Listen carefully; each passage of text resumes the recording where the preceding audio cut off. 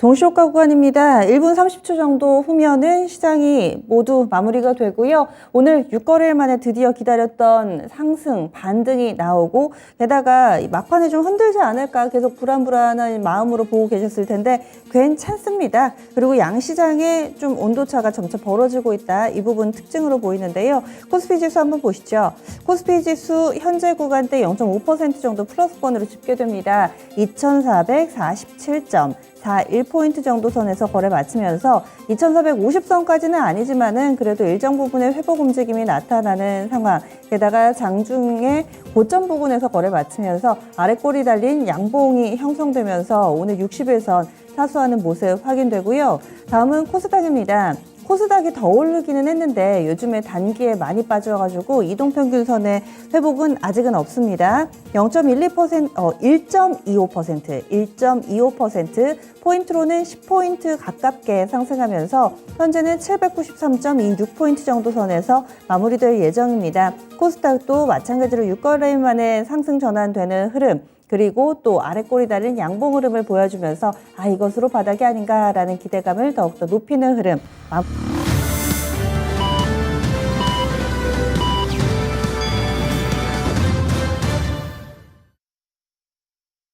8월 24일 수요일 국내 증시 마감됐습니다. 그나마 다행입니다. 여기에서 일단 멈춤 사인을 시장이 보내줬습니다. 그리고 아직 잭슨홀 미팅까지는 시간이 있습니다. 오늘 수요일이니까요. 목요일, 금요일까지는 잭슨홀 미팅 결과를 모른 채 우리가 진행해야 되는데 주 후반으로 접어듭니다. 이 에너지, 반등의 에너지가 좀 남아있을 것인가 계속 궁금증을 자아내고 있습니다. 그런데 주변국 상황을 보면은 그다지 좋지가 않습니다.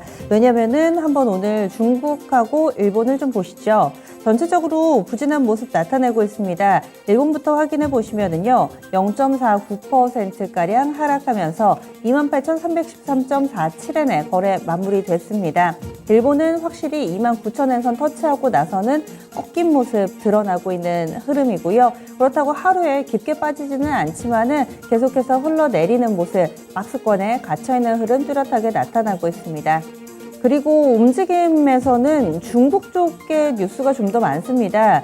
지금 전 세계적으로 기상이변이 상당히 문제인데요. 중국 내부에서는 스촨성을 중심으로 해서 폭염하고 가뭄 때문에 난립니다. 지금 물이 메말라가지고요. 이런 흐름들 또 전력난으로 이어지고 따라서 현지에 지금 생산을 하고 있는 업체들도 여러 가지 공장 가동이 중단된다거나 이런 악순환이 만들어지고 있는 상황입니다.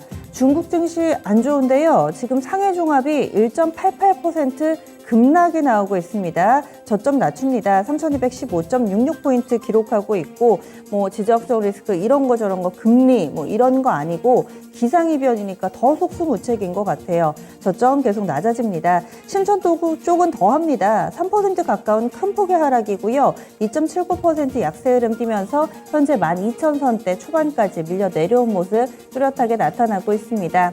홍콩하고 대만 쪽도 한번 보겠습니다. 홍콩 항생도 1.5% 정도의 하락 움직임 보여주는 상황이고요. 대만 가권은 1시간 전에 마감이 됐죠. 2시 반, 우리 시간으로 2시 반에 마감이 됐는데 대만은 약보합권에서 거래 마무리가 일단 된 상황입니다. 전반적으로 아시아 증시 좀 눌려 있는데 우리만 이렇듯 반등 흐름을 보여주면서 최근 들어 한중일 가운데서 커플링이 거의 보이지를 않습니다. 그러면 환율 동향도 알아보겠습니다.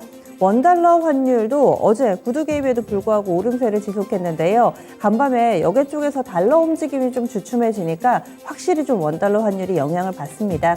여기에서 원달러 환율이 약간 꺾이는 모습을 보여줬는데요. 오늘 서울 외환시장에서도 비슷한 흐름을 보여주면서 오랜만에 하락세 보여줬습니다. 3원 40전 하락이고요. 1342원 10전에 거래 마쳤습니다. 원달러 환율 하락은 7거래일 만에 나온 겁니다. 그래도 절대적인 레벨대가 여전히 1340원대 초반이어서 높은 수준 유지하고 있습니다. 그러면 오늘 국내 증시 정리하겠습니다. 시황센터 다녀오시죠. 오전장만 해도 또 아쉬움이 조금 있었는데 오후장에 기세를 올렸습니다. 자, 우리 시장 코스피와 코스닥 모두 다 엿새만의 상승으로 거래를 마치게 됐죠. 자, 상승 마감한 수요일장 마감 시황 정리를 해드리겠습니다. 코스피부터 먼저 짚어보시면 엿새만의 상승으로 거래를 마치게 됐습니다. 전장 대비 0.5% 올렸고요. 포인트로 12포인트 정도 상승 마감하게 됐죠. 거래 대금은 거의 8조 원 가까이 집계가 됐고 종가는 2,450선에 근접했습니다. 2,447포인트 오늘장의 종가였습니다.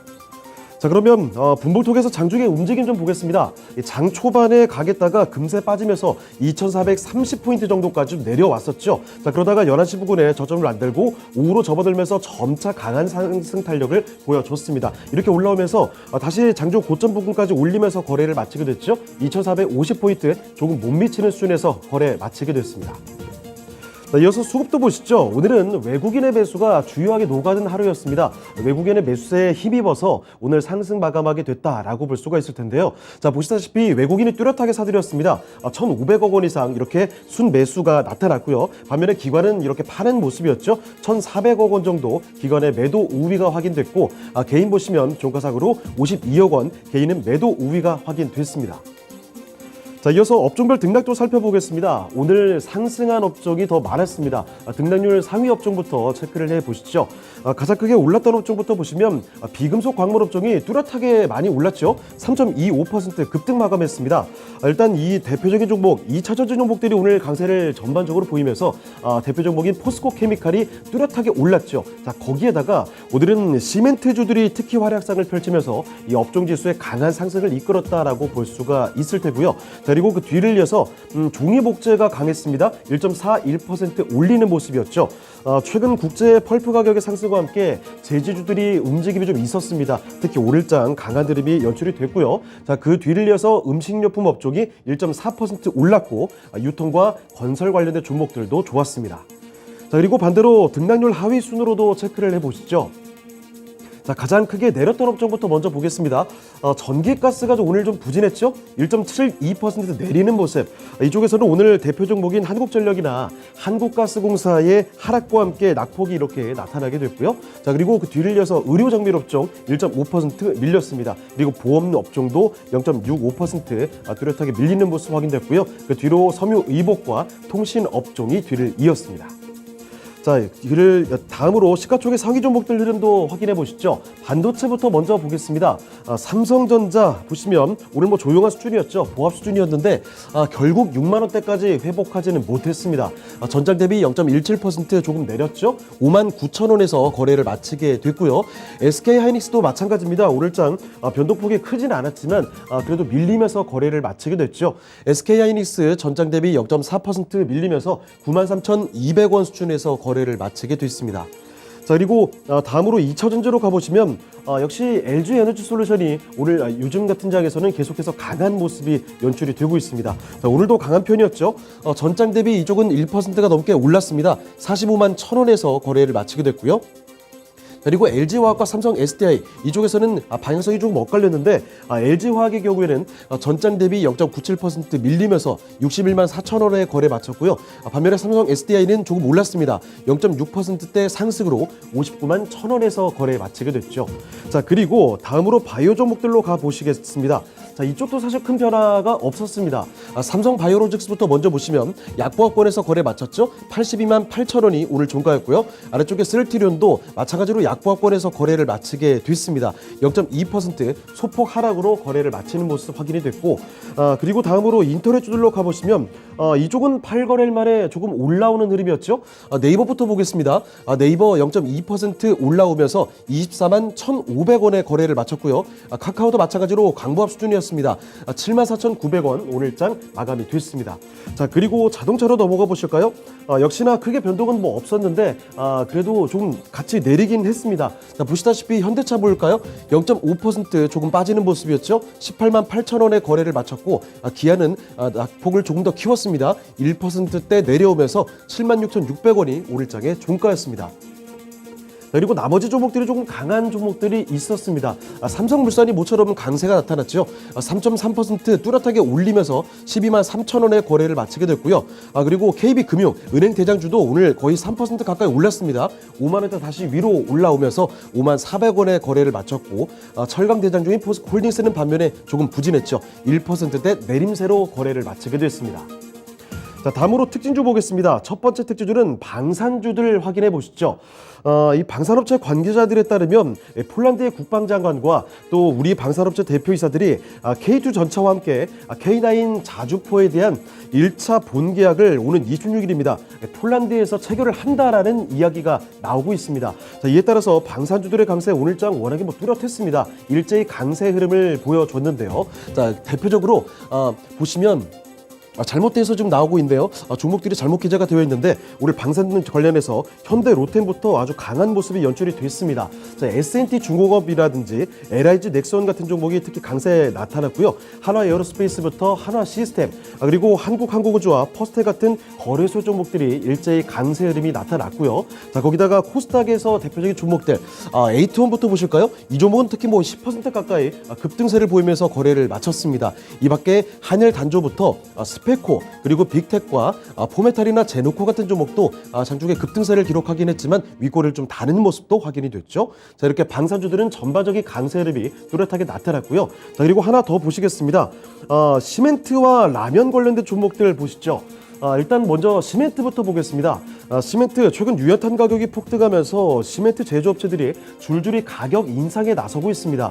자, 이런 상황에서 추가 인상 소식이 나오면서 오늘 시멘트주들이 강했고요. 자, 거기다가 라면 관련된 종목들, 이쪽에서도 라면업계 1위인 농심이 라면 가격을 올린다고 해서 라면 관련된 종목들도 일제히 강세 흐름이 나타났습니다. 자, 이렇게 가격 인상 소식에 반응한 종목들 묶어봤는데요. 종가 상황 확인해 보시죠. 시멘트주들 먼저 보시면 특히 아시아 시멘트 같은 종목이 강했습니다. 8%대 급등세를 보이면서 거래를 마치게 됐고, 이 밖에 한일 시멘트와 성신양회, 그리고 고려 시멘트부터 삼표 시멘트 같이 이렇게 일제히 뚜렷한 강세 움직임 시멘트주들에서 나타났습니다. 자, 거기다가 라면 관련된 종목들, 농심 같은 종목은 6%대 특히 급등세를 보여주는 종목이었고, 삼양식품과 오투기 같은 종목도 뚜렷하게 강세 보이면서 거래를 마치게 됐습니다.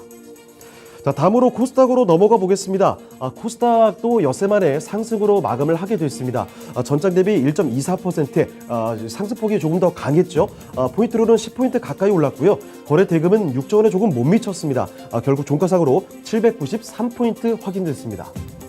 자, 분봉통에서 장중의 움직임 좀 보시면요. 코스피와 같은 패턴이 나타났습니다.